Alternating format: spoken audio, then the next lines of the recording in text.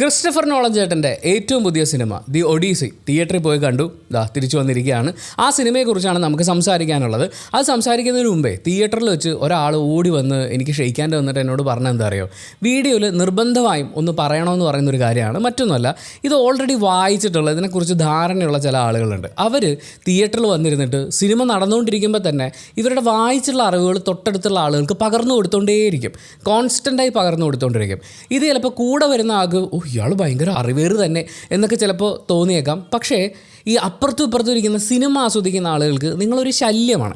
ശരിക്കും നോളൻ്റെയൊക്കെ സിനിമ കാണാൻ വരുന്ന ഒരു സിനിമ സ്നേഹിയായിട്ടുള്ള അതിനെ അപ്രിഷ്യേറ്റ് ചെയ്യുന്ന ഒരാളാണ് നിങ്ങളെങ്കിൽ നിങ്ങളുടെ കൂടെ ഇരിക്കുന്ന ആളുകളുടെ ഈ ആസ്വാദനത്തെയും നിങ്ങൾ റെസ്പെക്റ്റ് ചെയ്യേണ്ടതാണ്. അത് റെസ്പെക്റ്റ് ചെയ്യാത്തടത്തോളം നിങ്ങൾ വലിയ സിനിമാജേകിയാണെന്ന് പറഞ്ഞുകൊണ്ട് നടക്കുന്നതിൽ വലിയ കാര്യമൊന്നുമില്ല. അപ്പോൾ നിങ്ങളുടെ ഈ അറിവേറുത്തരങ്ങൾ തിയേറ്ററിൽ വെച്ച് ബാക്കിയുള്ളവരുടെ ആസ്വാദനത്തെ തടസ്സപ്പെടുത്തുന്ന രീതിയിൽ പ്രദർശിപ്പിക്കരുത് എന്ന് പറയുന്നൊരു കാര്യം ഒരാൾ എന്നോട് വീഡിയോയിൽ പറയാൻ പറഞ്ഞു. ഞാനും ഇത് അനുഭവിക്കാറുള്ളതാണ്. പ്രത്യേകിച്ച് മാർവലിൻ്റെയൊക്കെ സിനിമയ്ക്ക് പോകുന്ന സമയത്ത്. ഇതിനു മുമ്പുള്ള സിനിമകളൊക്കെ ഞാൻ കണ്ടതാണേ, ഞാൻ മാത്രമേ കണ്ടിട്ടുള്ളൂ. ഇപ്പോൾ അത് അവനെ നോക്കിക്കോ, ദിവനുണ്ടല്ലോ മറ്റേ പാർട്ടിൻ്റെ ഈ സീരീസിൽ അവിടെ ഇങ്ങനെ വന്നിട്ടുള്ള ആളാണെന്ന് പറയുന്ന ക്ലാസ് എടുപ്പ് ഉടുപ്പ് നിങ്ങളോട് ചോദിക്കുമ്പോൾ പറഞ്ഞാൽ മതി, അല്ലാണ്ട് വെറുതെ അലമ്പാക്കല്ലേ. സോ ഒഡീസിയിലേക്ക് വരികയാണെങ്കിൽ ബേസിക് ആയിട്ടൊരു കാര്യം പറയാം. ഇത് കഥാപശ്ചാത്തലത്തെക്കുറിച്ച് വലിയ ധാരണയില്ലാത്തവർക്ക് വേണ്ടിയിട്ടാണ്.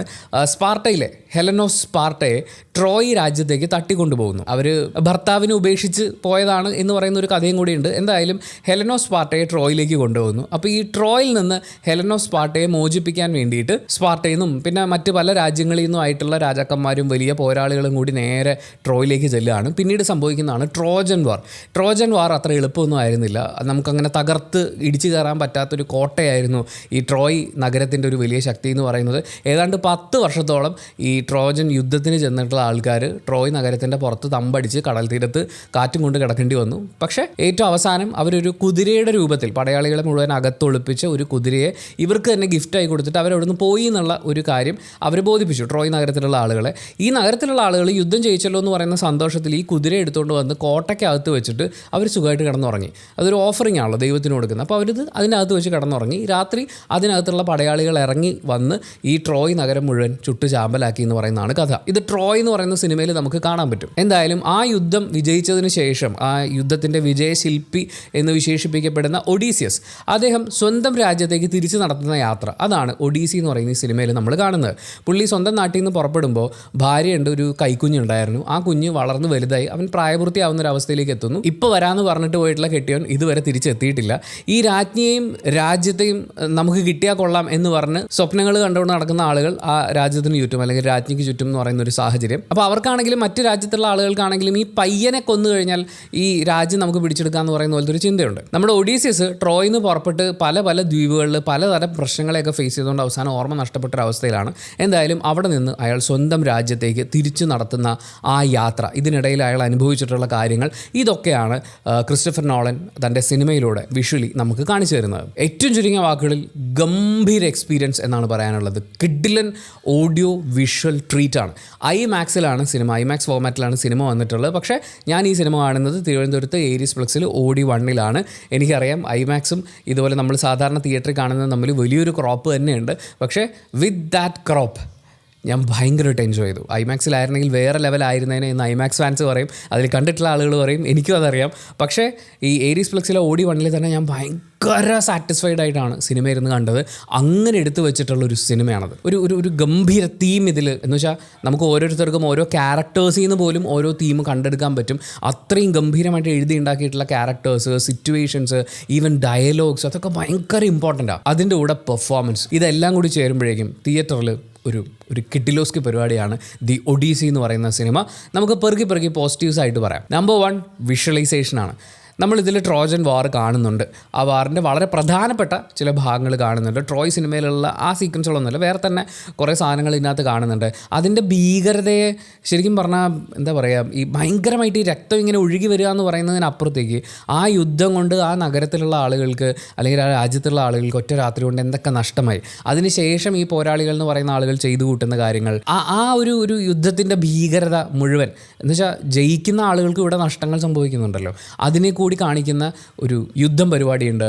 പിന്നെ ജൈൻസിനെ ഈ സിനിമയിൽ എന്തായാലും കാണിക്കണമല്ലോ. പക്ഷേ അതിന് ഒരുപാട് VFX പരിപാടിയൊക്കെ ഇട്ടിട്ട് മറ്റേ കയറ്റി പിടിച്ച് കുറേയും കൂടി എക്സ്ട്രാ സാധനങ്ങളൊക്കെ വെക്കുന്നതിന് പകരം ഭയങ്കര സിമ്പിളായിരുന്നു എന്ന് എനിക്ക് തോന്നി. സിമ്പിളാണ് ബട്ട് പവർഫുള്ളാണ് എന്നുള്ള രീതിയിൽ.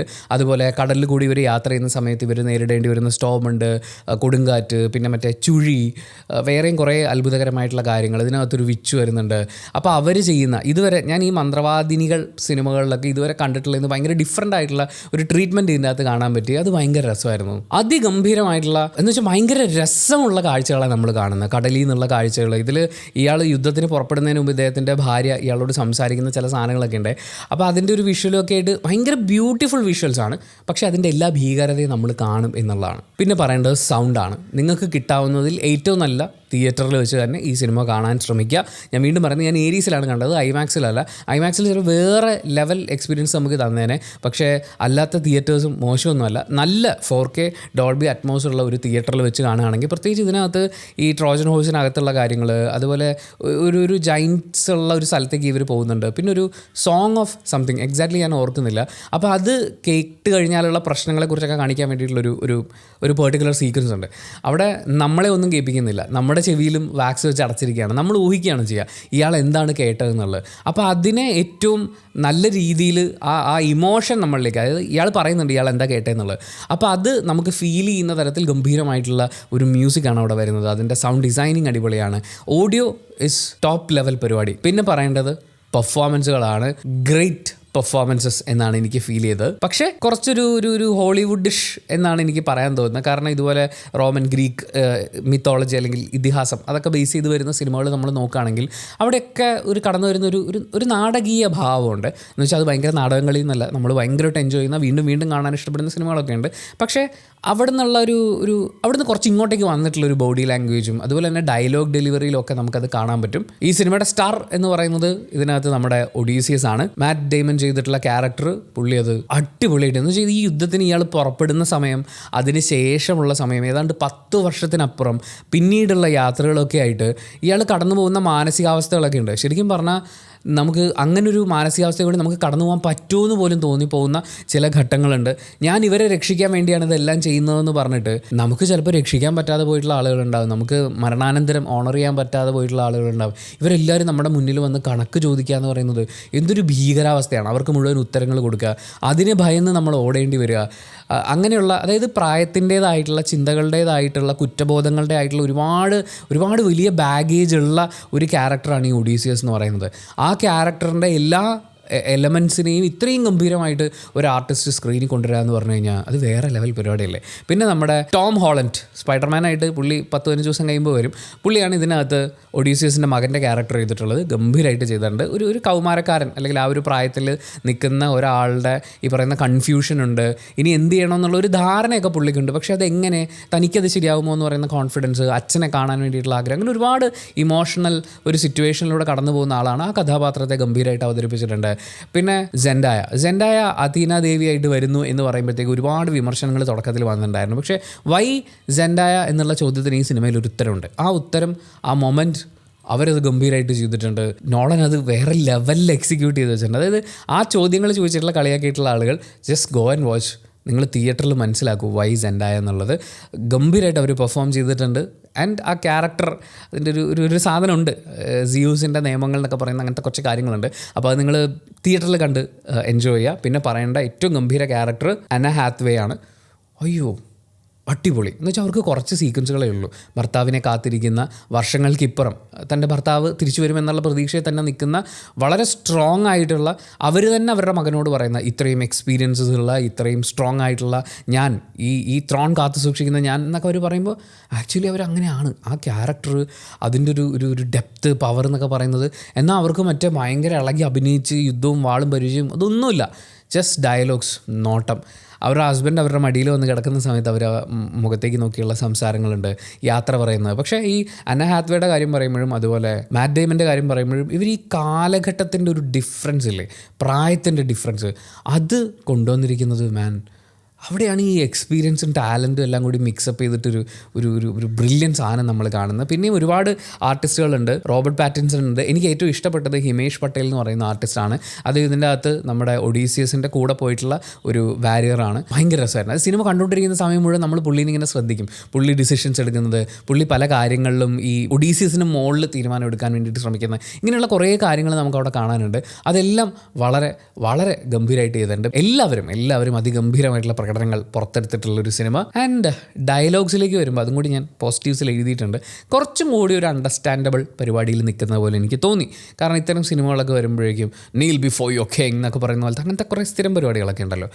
അങ്ങനത്തെ സാധനങ്ങളിൽ നിന്നൊക്കെ മാറിയിട്ട് നമുക്ക് കുറച്ചുകൂടി മനസ്സിലാവുന്ന രീതിയിൽ കുറച്ചും കൂടി ഒരു സിമ്പിൾ പരിപാടിയിലേക്ക് വരുന്നത് പോലെ എനിക്ക് തോന്നി. അങ്ങനത്തെ ഒരു കിങ് ക്വീൻ ഓറിയൻറ്റഡ് ഡയലോഗ്സും സീക്വൻസുകളും അതൊക്കെ ഫിൽട്ടർ ചെയ്ത് കളഞ്ഞിട്ട് ഇതിനകത്തൊരു സ്റ്റോറി ഉണ്ട്, അതിനകത്ത് ഇമോഷൻസ് ഉണ്ട്, അതിൽ ഇദ്ദേഹത്തിനൊരു തീമുണ്ട് പറയാൻ വേണ്ടിയിട്ട്, ഓരോ ക്യാരക്ടേഴ്സിനും പറയാനുള്ള കാര്യങ്ങളുണ്ട്, അതിനെ പ്രോപ്പറായി അഡ്രസ്സ് ചെയ്യുന്നു എന്ന് പറയുന്ന ഒരു രീതിയിലാണ് വന്നിട്ടുള്ളത്. അപ്പം ഡയലോഗ്സ് കുറേ കൂടി സിമ്പിളായിട്ട് എനിക്ക് തോന്നി. പിന്നെ പറയേണ്ടത് ഈ സിനിമയിൽ ഉൾപ്പെടുത്തിയിട്ടുള്ള കുറേ തോട്ട്സ് ഒക്കെയാണ്. ഡെഡ് സോൾജേഴ്സ്, വാറിനെ കുറിച്ച്, യുദ്ധത്തിനെ കുറിച്ച്, അതിനുശേഷമുള്ള ഫ്യൂച്ചറിനെ കുറിച്ച്, അങ്ങനെയുള്ള കുറേ ഡയലോഗുകൾ ഉൾപ്പെടുത്തിയിട്ടുണ്ട്.